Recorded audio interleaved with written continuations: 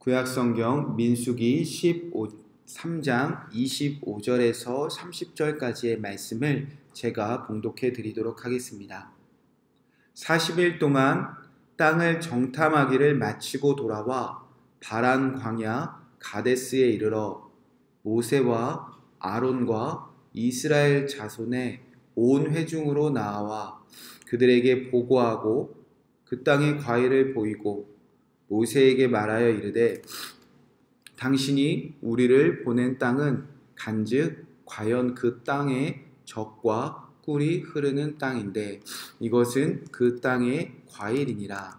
그러나 그 땅 주민은 강하고 성읍은 견고하고 심이 클 뿐 아니라 거기서 아낙 자손을 보았으며 아말렉이는 남방 땅에 거주하고 헤릿과 여부스인과 아모리인은 산지에 거주하고 가나안인은 해변과 요단가에 거주하더이다. 갈렙이 모세 앞에서 백성을 조용하게 하고 이르되 우리가 곧 올라가서 그 땅을 취하자 능히 이기리나 하나. 아멘. 하나님의 말씀입니다. 오늘 말씀은 다수가 아닌 예수라는 말씀 제목 가지고 함께 이 말씀 붙잡고 기도하도록 하겠습니다. 하나님이 이스라엘 백성들을 가나안 땅에 정탐을 보냈습니다. 온 이스라엘 그 각 지파를 대표하는 한 사람 한 사람 총 12명의 정탐꾼을 뽑았습니다. 하나님은 그들에게 담대하라 말씀하셨습니다. 그리고 그들은 가나안 땅에 도착하여 헤브론 땅을 보게 되었습니다.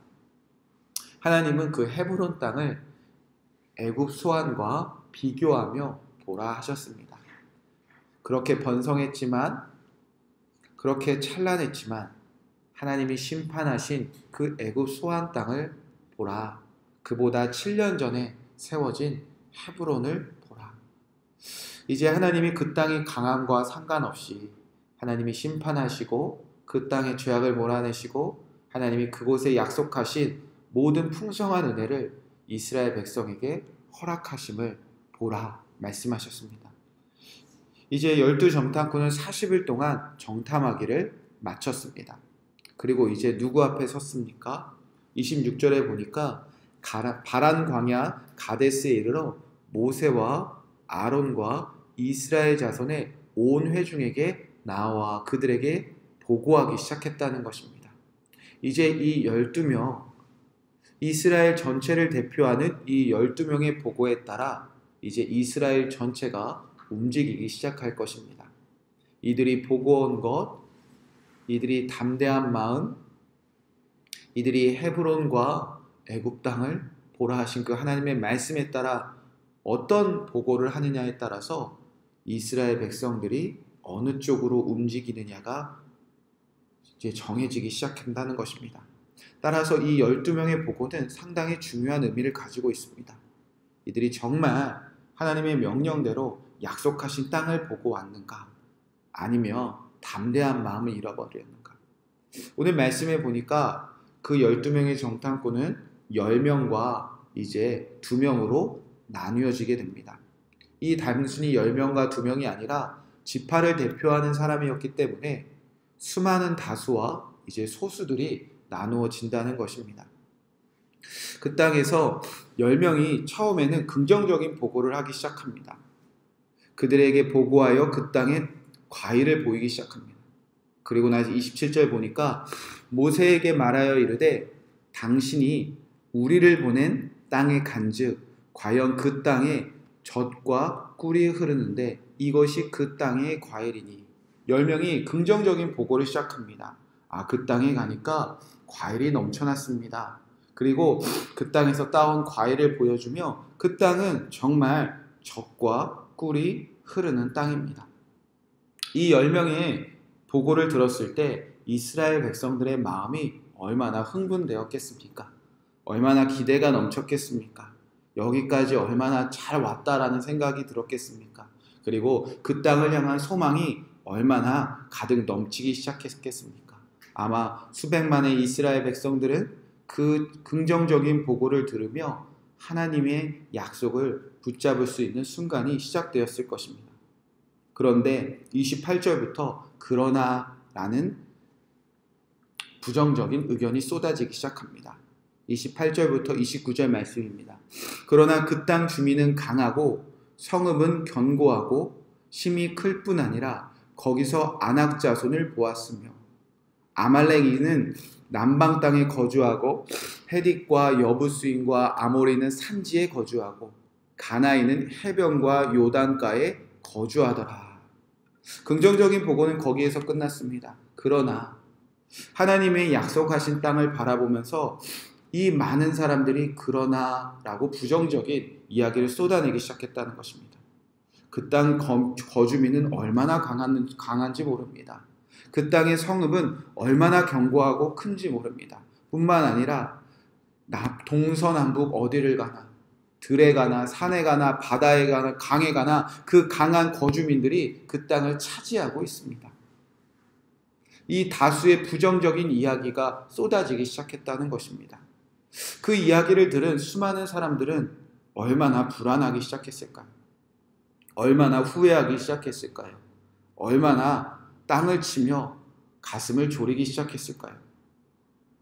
사랑하는 성도 여러분, 하나님의 백성들의 삶에 다수가 결코 언제나 옳은 것은 아닙니다. 전체가 말하는 것이 언제나 옳은 것은 아닙니다.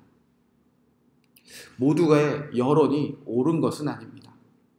현대 사회는, 그리고 우리가 살아가는 이 세상은 많은 사람들이, 그리고 다수가, 그리고 여론이, 대세가 원하는 것을 따라가는 삶을 살아가고 있습니다. 많은 사람들이 옳다고 말하면 옳다, 많은 사람들이 틀리다고 말하면 틀리다.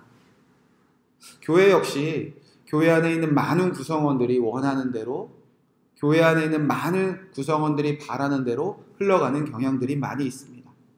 그러나 많은 사람들이 이야기한다고, 많은 사람들이 맞다고 얘기한다고, 많은 사람들이 안 된다고 말한다고 결코 그 길이 옳은 것은 아닙니다. 그렇다고 소수가 말하는 것이 옳은 것도 아닙니다. 한두 사람이 말하는 것이 꼭 정답은 아닙니다. 그러나 30절의 말씀에 보면 이 모세를 향하여 온 백성들을 조용하게 했던 갈렙 그리고 여호수아의 뜻이 있습니다. 그들에게 주신 하나님의 뜻이 있습니다. 30절 말씀입니다. 갈렙이 모세 앞에 백성을 조용하게 하고 이르되 우리가 곧 올라가서 그 땅을 취하자 능히 이기리라. 많은 사람들의 이야기는 아니지만 갈렙과 여호수아가 외치기 시작합니다. 이들이 왜 외치기 시작했습니까? 오늘 말씀에 다 기록되지 않았지만 이들은 이 전쟁을 누가 하는지 알고 있었습니다. 많은 다수들의 삶 속에는 이제 여호와가 빠져버렸습니다. 그들의 이야기에는, 그들의 고백에는, 그들의 많은 사람들이 부정적인 그 의견에는 이제 여호와의 이름이 사라지기 시작합니다. 이 전쟁은 우리가 할 것이며 그 땅과 싸워야 될 사람들은 우리라고 말합니다. 우리가 어떻게 그 땅을 정복할 수 있을까? 그러나 갈렙이, 여호수아가 이제 앞으로 모든 사람들을 조용히 하게, 그리고 그들 앞에서 옷을 찢으며 그들 앞에서 담대하게 선포한 이유는 그들의 삶 속에는 이 전쟁의 주인공은 내가 아니라 여호와인 것을 알고 있기 때문입니다.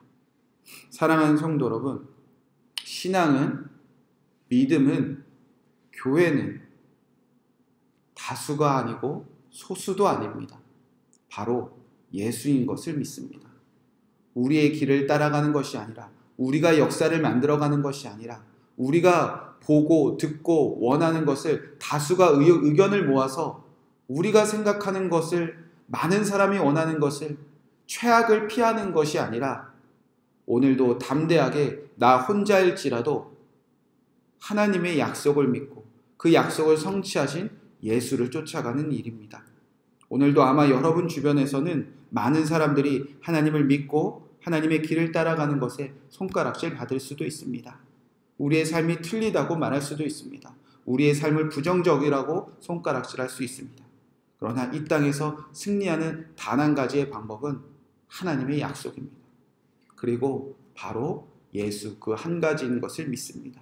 우리가 오늘 다수도 아니고 소수도 아닌 오직 예수님을 쫓아가는 저와 여러분의 삶에 다시기를, 그리고 그 길에는 반드시 그 땅을 취하고 능히 이기게 하는 승리의 길임을 오늘 묵묵하게 담대하게 걸어가시는 저와 여러분 되시기를 주님의 이름으로 간절히 축복의 말씀을 드립니다.